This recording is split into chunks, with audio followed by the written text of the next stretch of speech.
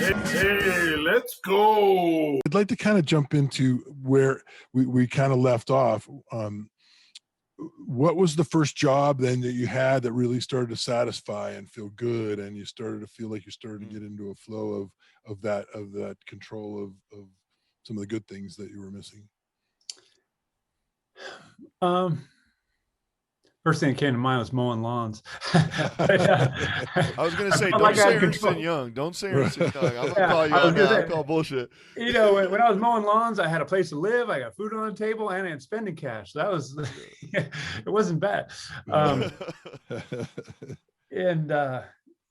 I mean, when was it? When I was with Ernst & Young, then I jumped off at the end of '96, and I went back to Russia in '97 to start a flavored water company, like a Fruitopia or Snapple back there. And it didn't come to be because my partner at the time, or my potential partner, was getting some love for his company, his 5-gallon water delivery business, from Perrier and Nestle and others.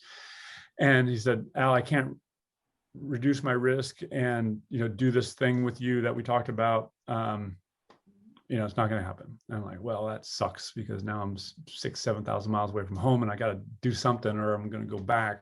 In retrospect, arguably, I should have went back, because, you know, the .com boom and all that. Yeah. But I decided to start a clothing company, what I called Pinnacle Sport. And it was going to feature outdoor wear and surf wear, being from California. So I actually secured an agreement with Patagonia. Oh, and nice. It has certain performance indicators where I had to exceed certain sales targets. I had to buy a certain amount, So I started remodeling a place on Tverskaya, which was like the Fifth Avenue of Moscow. And then was throwing my own money in it that I made from Ernst & Young. And then October 1997 happened. And not many people remember, but the US stock market fell 550 points.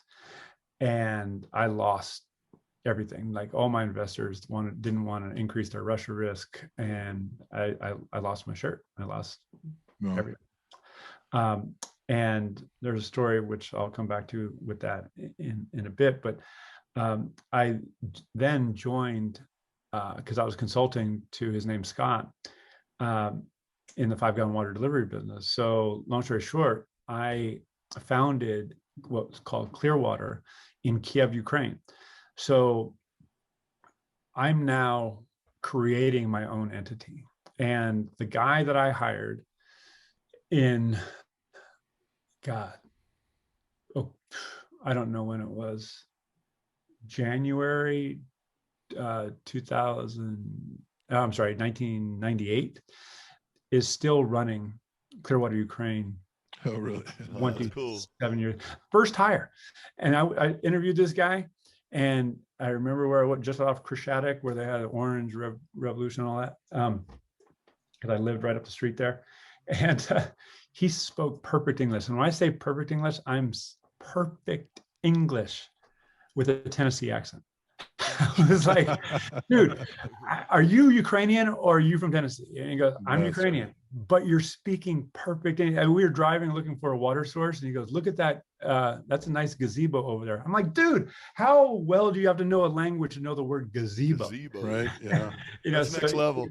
So to answer your question, at that point, you know, I started to understand that I could create something that didn't exist before, that I could not only create a company, but create a culture, and in terms of hiring people, in terms of enabling them to work together to get something done. So I was like, you know, a coach, you know, and it was really exciting to me to, you know, think about how we were going to align the brand that we wanted to create with the micro actions that we took day to day, you know, within our office. And so that was really when, you know, I started, for lack of a better way to put it, step into my power and get, you know, excited about getting up to work every morning. And I'm like, hey, I'm making a difference. Not only am I bringing, clean water to these people in this country, but I'm enabling the livelihood, of these people that I'm hiring. Right. And, we're growing. And it was just a very, cool. very exciting and fulfilling time in my life. Neat. The service or the service aspects of it were what shone through for you, huh? Yeah, absolutely. And it wasn't ego driven. I was featured in the Kiev Times, and I was very small fish. Big fish and small pond type dynamic at the time. But I was really trying to create something that was sustainable, that I could look back and say, hey, I was stoked to be a part of that, and I can do that. And again, I want to qualify something that, yes, I started it. It wouldn't exist without me. I can say that. However, Sergey and the team that I managed to hire, they deserve all the credit. Right on. May I tell a quick story on that? Sure. Yeah. So October of that year, I was playing basketball. I'm a pretty good basketball player. And so we're tied 3-on-3 Adidas Pepsi sponsored street ball tournament. So I'm on the left wing, back door of the guy on the left wing, catch the ball over my right shoulder. I jump to make what would be the winning shot, and pretty much a layup, but I'm jumping off 2 feet. And the guy that I backdoored pushes me between my shoulder blades. So I flail forward and I land face first on a brick with rebar coming out of it.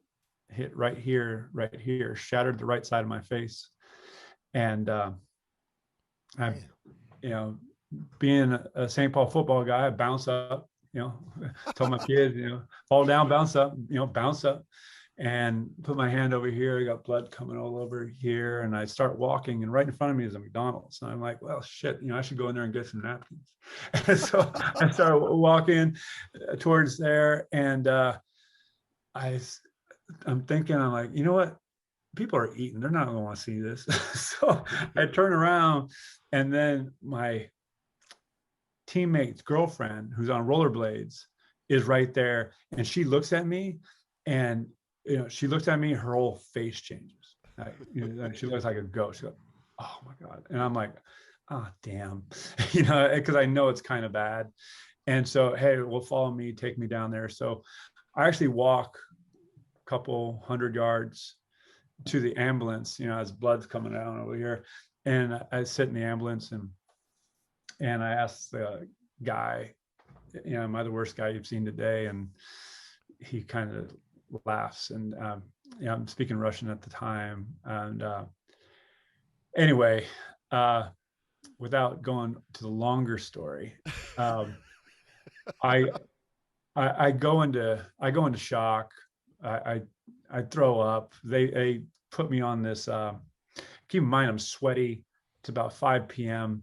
I'm shaking. They put me on this gurney, which you think about a stretcher. You pull it out and wheels drop. Okay, the stretcher that I was on, you pull it out, there's no wheels there. So they just put you on the floor, and it's metal. So I went to this one hospital, and the blanket that I had, with nice wool blanket, was actually the property of the ambulance. So they took their blanket. So they're on the floor. I'm just like, shivering, freezing, in shock. And then I, hey, what can we do to help you? I'm just cold, put some on me. So they take me to another hospital because they deemed that they can't take me in that hospital. They take me to this other place, and it looks like a freaking kitchen. It's an operating table, and exactly what you would think of an operating table. There's stainless steel. It looks like I'm going to get butchered. I have no idea what's going to happen. So they take wire sutures, so like bread ties, and they stick them in my skin here, stick them in my skin here. I got on my neck and my arm and my side and all this stuff. And then they put topical anesthetic all at the same time. So I'm just like, I'm just freaking in pain. And right after is when I threw up. So yeah. And again, I won't tell the whole story, but what I will say is I was flown to London a few days later. Well, took a commercial flight, didn't have my own G5, just for the record. And I ended up getting surgery. So I have 3 metal plates and 12 screws in the right side of my face. And I realized that my life was drastically different, but Sergey and the team kept it going, kept, and I was providing the instructions that I could from London. So I was gone for a month. And then instead of coming back to the States like a knucklehead, I came back to Kiev. So I was still there for 1.5 years before I came home, despite the injury. So just know that I'm not the most rational man. Was there some sort of irony on all that for you? I mean, was there I know from time to time I walk outside, I look up to the sky and I say, okay, what was that? Really? Come on. I mean, did it hit you that there were things? I mean, it sounds like success and kind of a little bit of a roller coaster kind of a deal. Yeah, I mean, roller coaster. I mean, going back to Russia in when was that? October, so November. I was held against my will, beaten over the head. At the time, you could pay $50 to get someone knocked off, and so, I'm now have these people who I'm not happy with. They're not happy with me, and I'm it's like it's an existential thing. I'm now looking over my shoulder, making sure that I'm only exiting the house, at certain times of the day. If I can do it with others, that's what I'm going to do. So it was, it's sketchy. It was really, a sketchy thing. So, because other entities wanted to take over your business, or I don't understand why. Oh, that's true. That would be a whole couple hours in and of itself. Oh, okay. But what the essence was, it was a contractor of that space I was remodeling. Oh, okay. And he thought I was shortening some money. Some money I'd just hit that morning. I actually went to his place as a man of integrity to say, hey, we're shutting down the whole operation. I had, I don't remember the number. Well, that's fine. I didn't know what you meant. So yeah. But it was like, I went to his office, and that's where they demanded my passport. I wouldn't give it to him. I didn't, I said I didn't have it, but I had it. I can say that now. So I don't suspect that anytime soon you'll be able to say, yes, I really work for the CIA or anything like that. Yeah. So how it's really, what's the statute of limitations, Chuck, on that? Yeah. No. No. No. Oh gosh. Jason Bourne. No. It's it was the case. I mean, there's a whole level of absurdities, and there was also immense beauty there. But the key thing is, I had a great friends, Rob Ammond and Vicky Ammond, his husband-wife couple, and Jeff Minsky and Scott Nickel and a handful of others that were great friends and support, and many of them are still friends today. And I was at the time, and this might be kind of a life lesson for me as well as anybody who might be listening, is that being a mature, evolved human being, it also is important to know when to stop doing things and when to walk away. And not everything works out, as we hope and plan. And so, given our upbringing, I was like, well, screw this. I am not going to leave here until I'm successful. I'm not going to go home without a great story, and I'm not going to. And so, was that ego driven? Or was it just tenacity? I don't know. But I ended up doing highly competitive. Whatever it is, I just so part of me at that time, my life is now at risk, and I need to make good. Bernie Sucher is another name that I need to call out at that time, who was super, super helpful. And so I don't know, part of me says that that inflection point, I could have got out of there and came back, but I decided to stay and do something else. I can be applauded for that, or I can be criticized for that. I don't know. It is what it is, because I stayed. I just know, like, when I got my face broke, it was almost like just another thing to deal with. It was, it might as well have been a scratch at that point. I'm being, little, whatever the word is, but it makes sense. Yeah. There is, I think, and this is the value of a coach. I think you both appreciate this. It's like, you have a player who's just a go, go, go, go, and your coaches, pull them back, right? Sometimes it's like, hey, I understand you want to do this, but right now not the best decision, because you'll compromise your health for the future.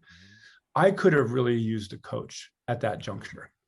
I could have really used a coach, because I was just like, I was go, go, go. I'm in the ring. I'm going to stay in the ring until, no one's going to pull me out of this damn ring until I feel like I'm going to pull myself out of this ring. And I'll just say it, going back to Sean Aker and the happiness advantage, consciously building a support system and accessing that support system.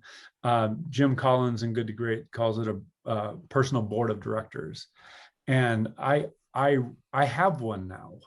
I don't do things alone as a 53-year-old man, and I'm better for it. I'm more powerful for it independently, because I have people that I trust and that love me, and that are not only there for their own expectations of me, but truly, they want me to process and come to my own decisions. So that's really, if I were a younger person listening to this, or even someone who's been around, I would hope we all find our support system and have the courage to be vulnerable to that support system. I think we're better people for that. So with regards to the parenting that's a big piece. Oh, sorry, Coach. Go ahead. No, go ahead. With regard to the parenting piece, so when you're raising your children, do you give them the story and let them figure out how it's right and wrong, or do you allow them to skin their knee any which way they're going to do it? Or how hands-on are you, and how directed are you in their formative, when they were younger? Was that a big thing for you, or did you just let them sort it out and then come to you for answers afterwards?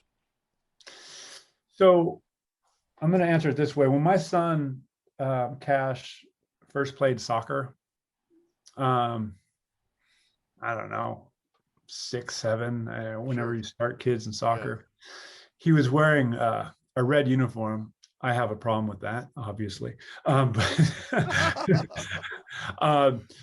And so he was just hanging back. It's 4-on-4, 5-on-5, at that age. It's just, I was in Golden Gate Park, and, my shoulders were going like this. I was going, get up there, and, and I was like, Susie at the time looked at me and go, "You okay?" I remember, this is pre-positive coaching line, and maybe right about the same time. And so I was like, gosh, he's different than me. He's, I'm up there scoring goals. I played soccer as my first sport, really. So I'm just like, but he was different. And so it became very clear early on that I don't want him to compete with me and my stories and who I am. And I had a friend, Rob, who I mentioned in Russia. He said to me, because my son was having some struggles, he goes, "Al, man, it's got to be freaking hard to be your son. It's got to be hard to be your son." I mean, and I said, "What the hell are you talking about? Because, you're badass. And it's hard. You're this, you play basketball in Sweden, you were this in high school, you were, and he sees that. Sure. And he sees that he's not going to be those things. And this is my friend Rob processing this. He goes, and that's got to be hard for him. And I'm like, no, I have never asked him to do that or take it. That doesn't matter. he knows it from talking to David Ortega. He knows it from, he just knows it from stories. And so I almost, not that I feel bad about what I've done athletically or otherwise, but I do know that he had his own challenges. And, my job, right or wrong, like I said before, was to see those challenges and observe how he handled those. And I'll just share what I'm going to answer your question pointedly in a second. So years ago, I really researched and thought about the term feedback. And you can say, well, parents give feedback, coaches give feedback. And feedback 9 out of 10 times comes from a knowing place. Hey, do that, because if you do that, that will be better. Right. And it implies that the person is wrong. And I wanted to, I have Carol Dweck's book, Growth Mindset, behind me. And one of the training programs I went through in the early 2000s, this woman through New Ventures West, Sarta Chawla, talked about shrinking the inner critic and elevating the compassionate witness. So just using that lens that observes what's happening, and not with criticism, not with expectation, but with compassion. And I was really struck by that. And I thought about it in the context of managers giving feedback to direct reports, coaches giving feedback or coaching athletes, parents parenting their kids. And so skipping a few steps, I came up with what I call OQIs, observations, questions, and ideas. So observations are just that. This is what I see. Stay in curiosity, stay in that growth mindset. Hey, what's going on for you? And then offering ideas to the individual, and they can choose whether or not to take them on and experiment with them and so forth. That's very different than just coming in with a quote unquote answer. And I draw this example, which is, there's many in sports, of course, but there's one that as a public speaker I share, is that, hey, how did I do? Or hey, may I give you some feedback on your talk today? Sure. Well, I think you should speak up, because I didn't hear you, very well. Well, I'm like, okay, at what part? Yeah. And so, well, at that part, and I'm like, okay, all right, thanks. What does, in many cases, I, as the receiver of that, am trying to now be nice to the giver, because, I don't want to just blow them off and seem defensive. And so now I'm now taking care of the person. And that dynamic happens consciously or unconsciously with kids, with, in business. That's cool. And so what I'd like to say is, if someone comes up to me, hey, may I share my experience with you? It was fantastic. There was this one time where I couldn't hear you very well. Was that intentional, or what was going on for you? So I have an observation and I ask a question. Hey, thank you for letting me know, because I was really wondering, where were you sitting? You were sitting in the back there. You know what? I was trying to bring the audience in by, saying something more quiet, but, I was on the other side of the stage when I did it, and you were up there, and darn it, I was facing that way. And what?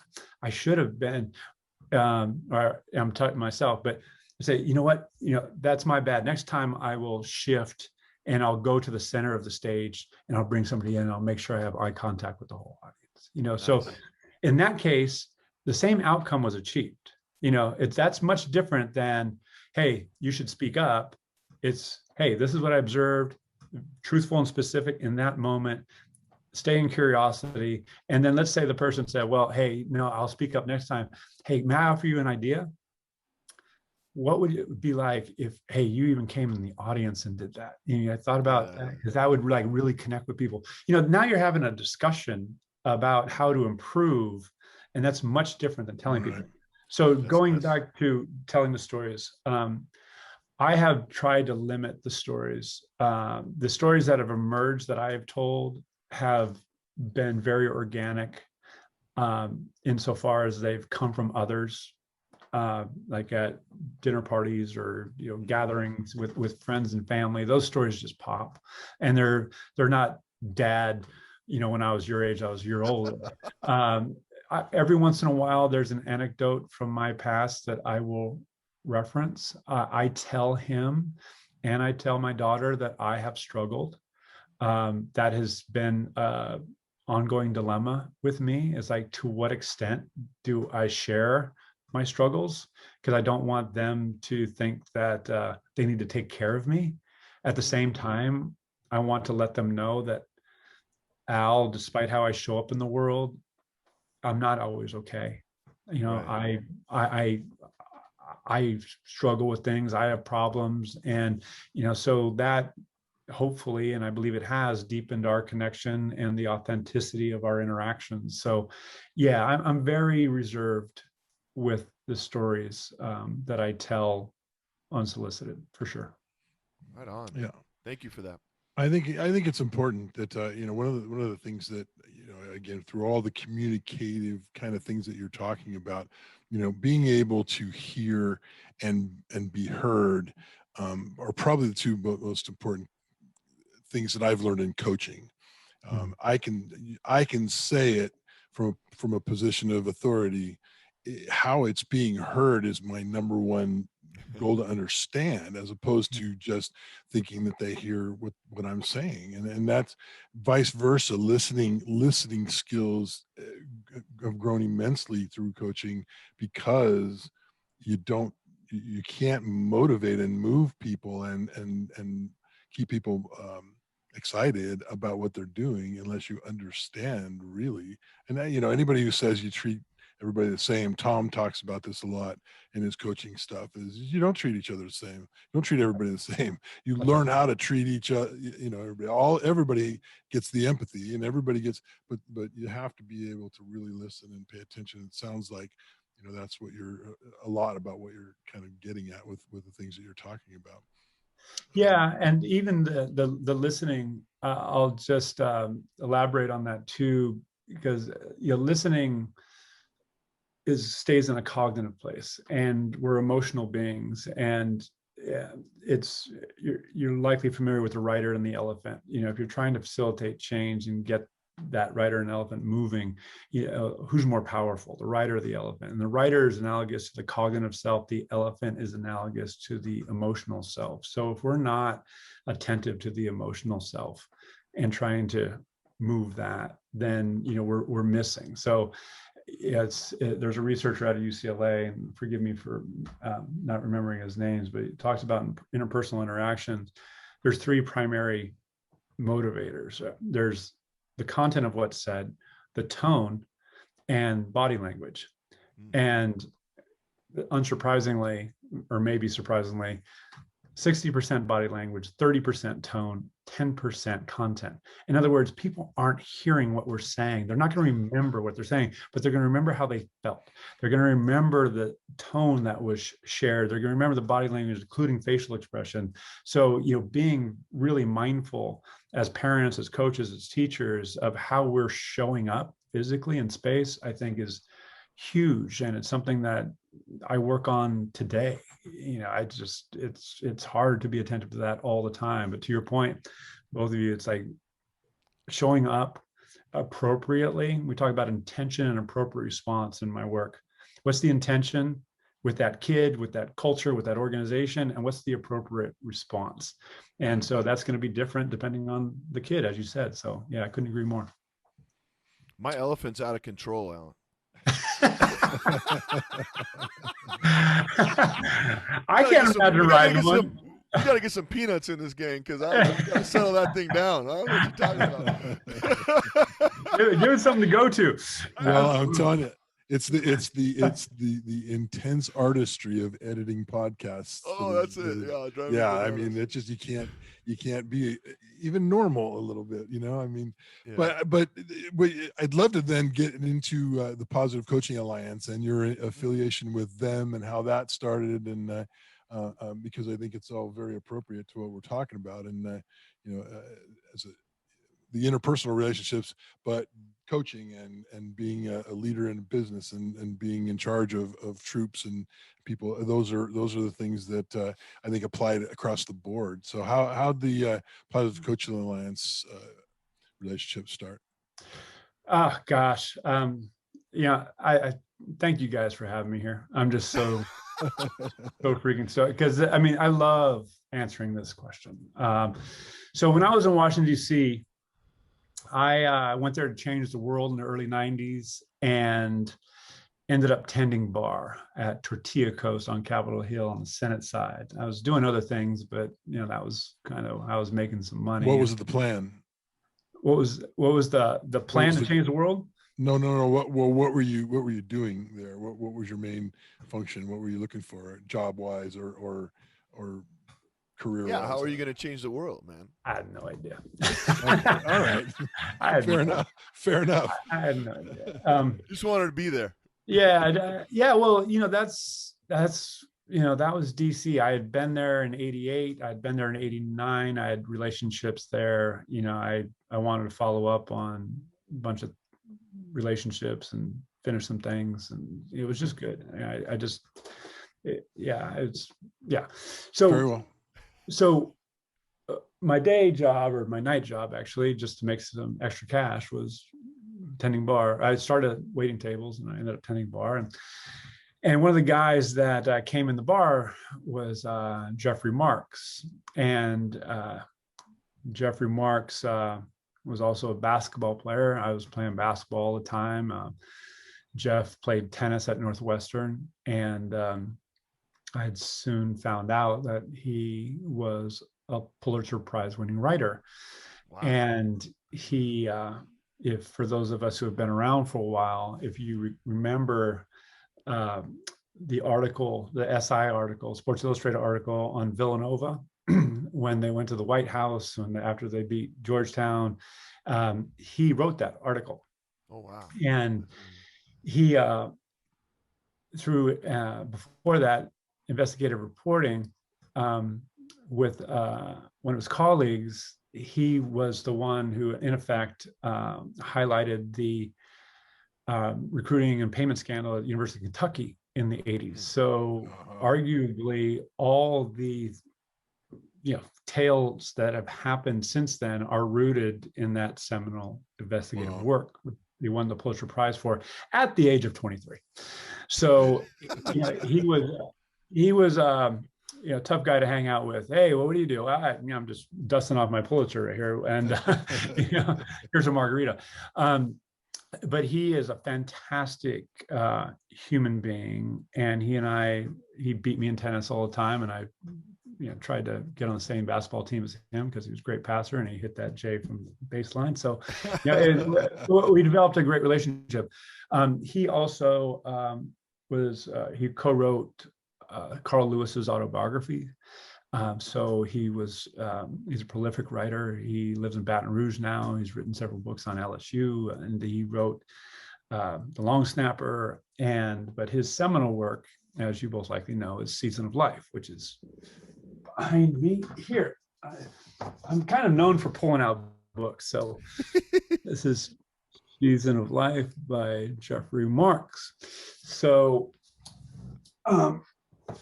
in 2000, I hadn't seen Jeff in 6, 7, I hadn't seen him the whole time I was in Russia. So, it's probably been 7 years, dial-up phones. He tracks me down. I don't know how. And he says, Al, I'm trying to get in touch with David Ortega. I'm like, how do you, he had met Dave because Dave came out. And I'm like, all right, here's Dave's number. I'm doing research for a book. Why do you want it? Because I'm doing this book. Fast forward. I'm going out to DC, and I say, hey, I'd love to hook up. And as I'm talking to him, there's this new thing, called Amazon, and the internet. And I look it up, and as I'm talking, no, I take that back. I hung up the phone with him, and I call him right back. I said, did you write Season of Life? He says, yeah. All right, great. And I hung up the phone, and I go, I'm going to order the book and I'm going to read it and I'm going to surprise him. So I order the book, I start reading it, and I'm like, oh shit. Pardon my language. I was like, so here's my basketball, tennis, drinking buddy. I get off the plane, I go to him, I meet him in this crowded restaurant in DC, and I hug him, and I was like, tears in my eyes. I go, what was that? You know, what, I mean, he was my buddy, and now he's that guy who did that. You know, it literally, it changed the nature of our relationship. Right. I mean, we had some deep discussions before, but it was like, I know, Chuck, you've read it and you've met Joe, and I was just like, oh, yeah, I was really, I was disarmed by it, and it started a healing journey for me with sports beyond, you know, what I had shared with Mike Morosky. So Jeff and I have our time. Tell the listeners a little bit about what you're talking about the book. Okay. Just give us a little Yeah. So, okay, I'll share this because Joe is the main character of the book. Joe Ehrman is a 13-year-old all-pro, played football at Syracuse and lacrosse at Syracuse, and he played for the Baltimore Colts before they obviously went to Indianapolis. And he is a large man, defensive tackle, and, you know, tatted up, deep voice, white hair, goatee. You know, he's arguably looking like some version of Zeus or some god. You know, he's just, that's exactly what he has a big presence about him. He's just a wonderful human being.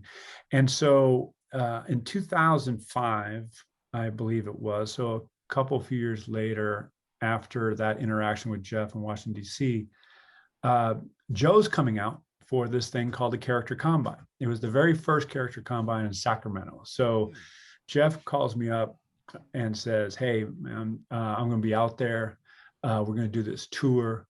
Part of that tour was coming to Palo Alto. So I had the great honor of having dinner with Ronnie Lott, which was like, Ew. Wow.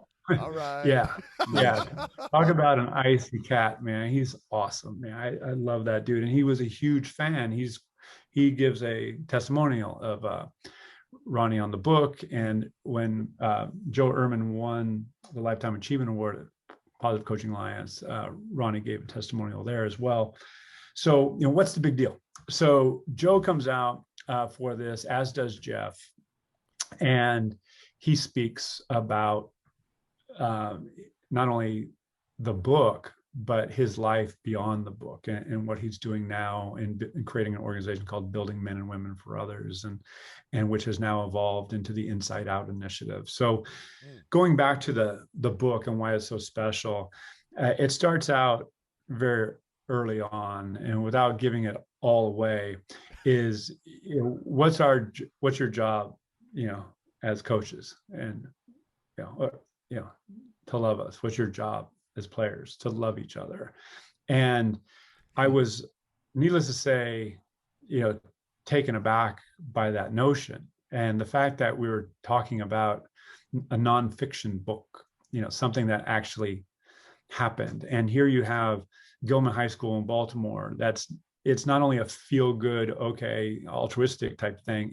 They perform exceptionally well. So when you talk about sports psychology, positive psychology, and creating safe place and room for people to make mistakes and understand that they're not going to be shamed, there's evidence of that.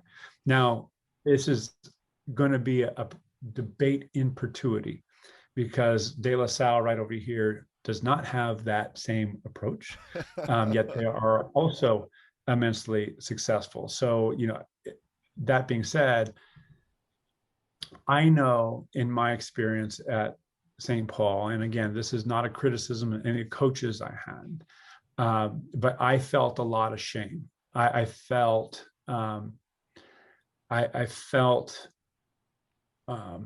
the whole breakdown, build up approach. I don't believe is appropriate even today. I think number one, you break somebody down, it implies that you have the skills to build somebody back up. Right. And I don't, and there's, Vietnam vets who are coaching, there's people who are, not qualified in any measure. I don't know if I'll say this, but I'll just say it because as a matter of fact, my freshman basketball coach, like during the season, went and killed 2 people, went on a high-speed chase. And so this is the type of person that, was coaching kids at the time. And, I haven't thought about that in years, but it was, upon reflection, it was always there. It's like, who are these people?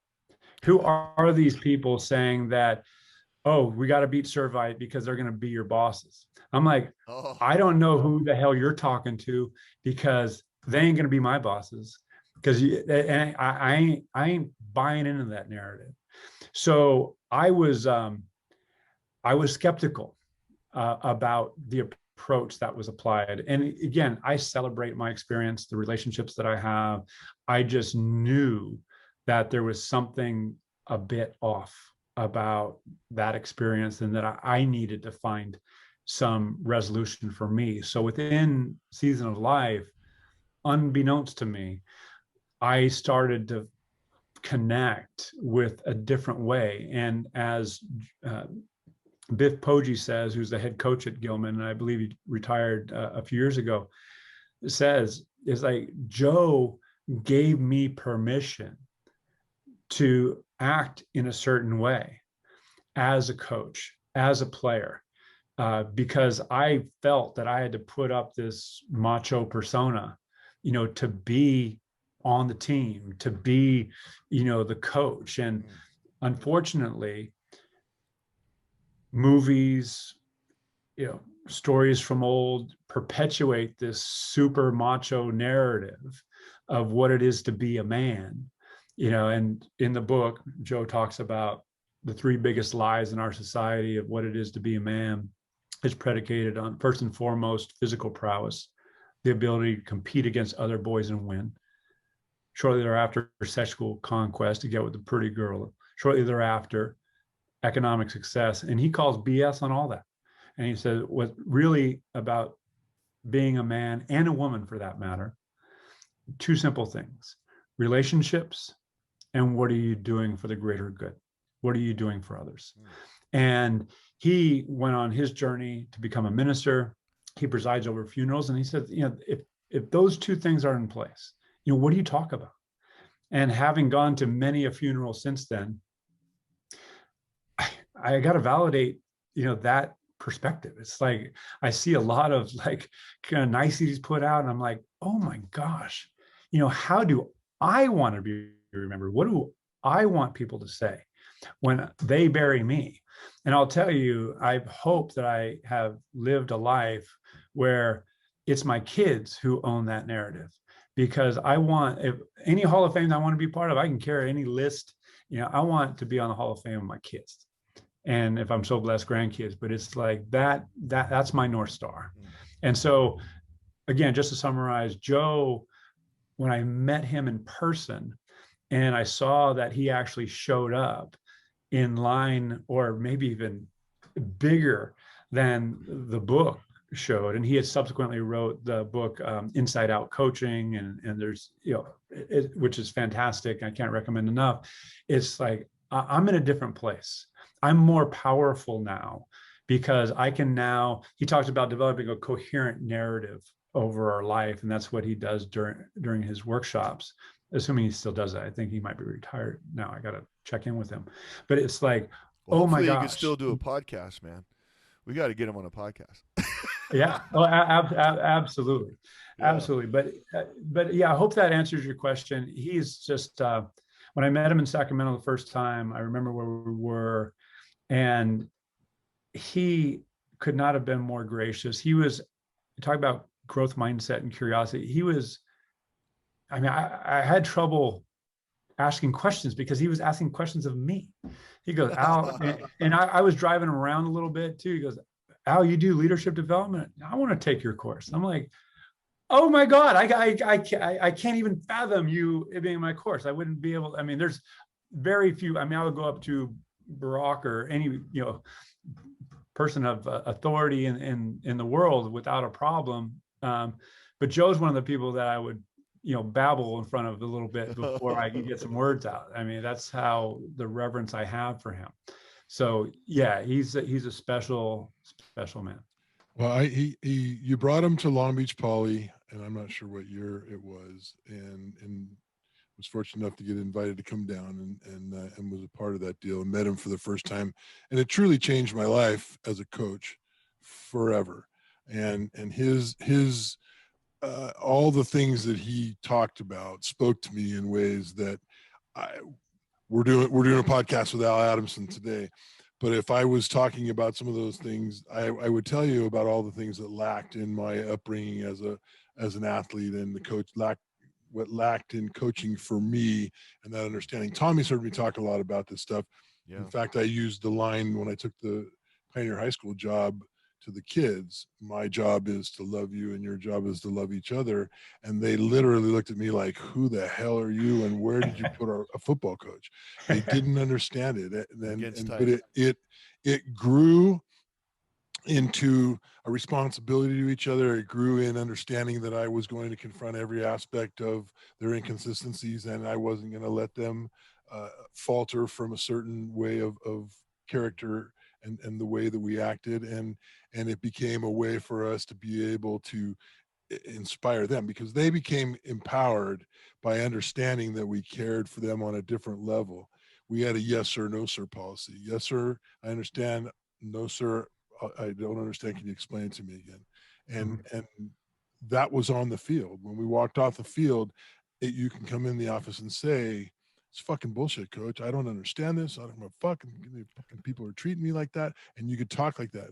Once they did that and they were able to understand that they believed that was possible, they went out and they took care of 90% of the leadership on the team after that.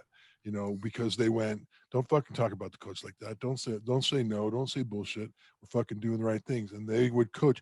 It changed everything for me. And it again, it was met with, where did you put Chuck Willig? And what is wrong with you? And life changed a lot. But it was something that again, just to suffice it to say, it changed my life as a coach, and you bringing me in to see that was a critical point in my life and my coaching career. That I still, to this day, the things that Joe ERMAN talks about and the things that I learned on that day and subsequently read about have been, the last 15, 18 years of my coaching career. So. Yeah. Well, Chuck, I mean, for you to say that, it's just, I can't thank you. Yeah, for sure. I'm glad. I'm more glad that I can say. I just when I organized that, it was I had no idea what I was doing, and the fact that we were able to pull it off at Pauley, as an intimate gathering. Chris McLaughlin was there. Chris coached Puno High School. Was an athletic director there. #1 athletics high school in the country for many years. Coached. Among others, Barack Obama in basketball, little known fact. But it was a very moving, I wondered, was it all worth it? And, for me, it was, selfishly for me, it was, but to recognize that others benefited from that. And specifically you, it means the world. So thank you. Yeah, absolutely. It's and hundreds of players. Yeah. By the way. Yeah. Yeah, it goes. I mean, that's how the world works. And what I'll say too, just to build up that a little bit, is that here we are. COVID was hard on everybody, and football is extremely physical, violent sport, and I know it's changing. However, it is unique for a variety of reasons. I don't have to tell you to that, in that it you can still be physical. You can still, want to run through somebody, and don't have to be malicious. You don't have to lose the humanity, particularly among your peers, and learning how to compete. I have it. Compete. The word means to strive with. Com, the prefix, means together or with, and pete or pitir means to strive. And over time, we've put the against in there. But I would really love for us, and again, I don't think it's going to happen in American society anytime soon, but to hold on to the essence of that word, that we have to celebrate, our opponents. We can wrestle with them, we can fight with them, we can, light them up, we can do whatever, but, we got to be able to pick them up. They're human beings, and we, there's a virtuous way to compete in any sport. So I hope. Al, did you happen to see the Phoenix Suns coach last night? Did you happen to see that? I did not. Oh, tell me about you're gonna love this. He entered the Milwaukee Bucks locker room and put his arm around a couple guys and thanked them for competing against him and told them that awesome. you guys have made us a better team and we're better for this competition, and congratulations, and you guys are first class. And he shook hands and walked out. I can't believe you're saying that right now. That's freaking amazing. Take away from, I just wanted to come and congratulate you guys as a man, as a coach. You guys deserve it, and I'm thankful for the experience. You guys made me a better coach. You made us a better team. Congratulations. Yeah, Monty Williams is next gen. Yeah, he's special, and that warms my heart to hear that. Yeah, I woke up this morning to that. I was like, wow, that's cool. And here you are speaking to it. I'm gonna throw this out. Have you two seen Ted Lasso? Oh, I love Ted Lasso. That's my favorite. I watched it Ted Lasso straight through. I was crying. No, it's one of the best things I've ever seen in my life. Awesome. It's extraordinarily well written. It's extraordinarily well cast. It's extraordinarily well acted. Man. And it touches on some of the themes that we're talking about in a very consumable, because Season of Life is it was Gilman High School in 2001, and there's the backdrop of the fall of 2001, which I don't have to elaborate on, of course, but it's like, how does it evolve to other sports? How does it, or relate to other sports rather? Where are we now at this point in time? It's nice to see. I wouldn't call it a refresh, but Season of Life is it's beautiful. It's elegant. It's kind of heavy. It does have some comic, anecdotes. To see what we're talking about manifested in a fictional character. I know, it's in cool. That setting, it just, I hope not only is it great entertainment for people, but I hope, frankly, it inspires, new ways of being. I know that's very. I'm telling you, I sat there in the dark watching it. I sat there watching it. I was kind of getting emotional. I was like, dang, this guy I wish I knew this guy. And he's a clown, Chuck. He really comes off as kind of a goofy guy, but he's super, super effective with the. Disarming, obviously. So what do you think? What do you think the biggest challenges right now, Al, are in terms of coaching at any level for any organization? What are the things that are the biggest challenges that we're finding now? Is COVID still got its claws into us? What do you think about that? Yeah, well, and just back to, I coach SoCal High's. SoCal is where my kids went, the beach volleyball team, and I might coach the volleyball team this fall. So I've dipped in and out in coaching over the years, from coaching football at UC Davis to coaching soccer and basketball and volleyball. And so and PCA I was with, Positive Coaching Alliance, that is, I was a trainer for them for close to 9 years, and did I was conducted probably a couple hundred, if not more, workshops to youth and high school coaches, parents of young athletes, as well as young athletes themselves. And so when I met Joe and Jeff in Sacramento, Jim Thompson, the founder of PCA, was there, and that's how I got connected to PCA. So, you know, so I'm going to answer the question with that as a backdrop, because I have this disappointment that the world hasn't shifted more. You know, with what's happening in the world, it just seems like there's kind of some meanness and intolerance out there, despite us, you know, having a rough upbringing in many cases. There seemed to be a level of commonality around being an American and around what we we're trying to do socially at the time. And again, I'm looking back and maybe painting it a little nicer than it actually was, but I just felt we were one country. And